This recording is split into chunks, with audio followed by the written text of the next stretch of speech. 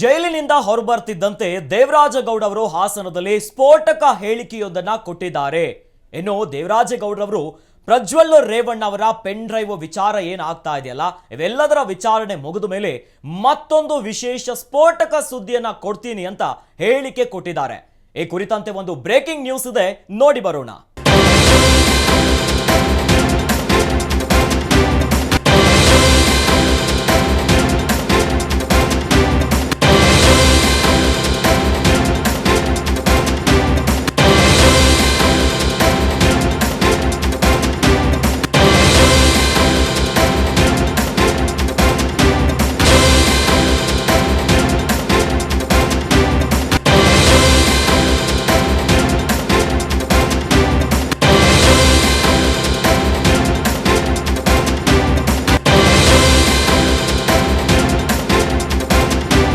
ಮತ್ತೊಂದು exclusive news ಕೊಡ್ತಾರಂತೆ ದೇವರಾಜಗೌಡ.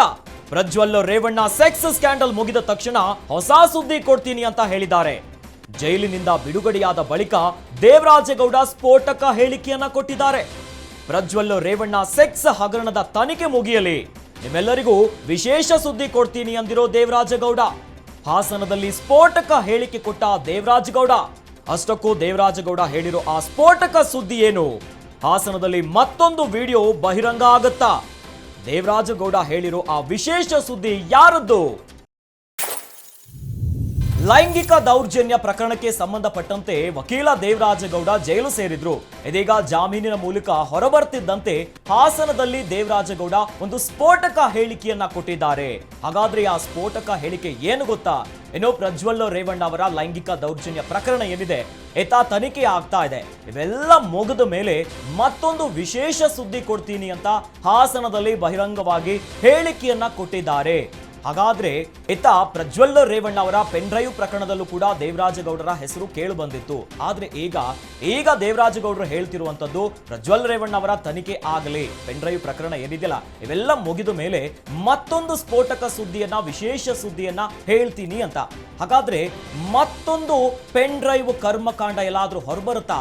ಈಗಾಗಲೇ ಹಾಸನದ ಬೀದಿಯಲ್ಲಿ ಪೆನ್ ಡ್ರೈವ್ ಪ್ರಕರಣ ಏನಾಗಿತ್ತು, ಇವೆಲ್ಲದರ ಕರ್ಮಕಾಂಡವನ್ನ ನೋಡಿದ್ವಿ. ಹಾಗಾದ್ರೆ ಈಗ ದೇವರಾಜಗೌಡರು ಹೇಳ್ತಿರುವಂತದ ವಿಶೇಷ ಸುದ್ದಿ ಆದ್ರೂ ಯಾರ ಬಗ್ಗೆ?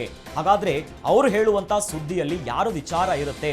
ಹಾಗಾದ್ರೆ ರಾಜ್ಯವನ್ನ ಬೆಚ್ಚಿ ಬೀಳಿಸುವಂತ ಮತ್ತೊಂದು ವಿಚಾರ ಏನಿದೆ?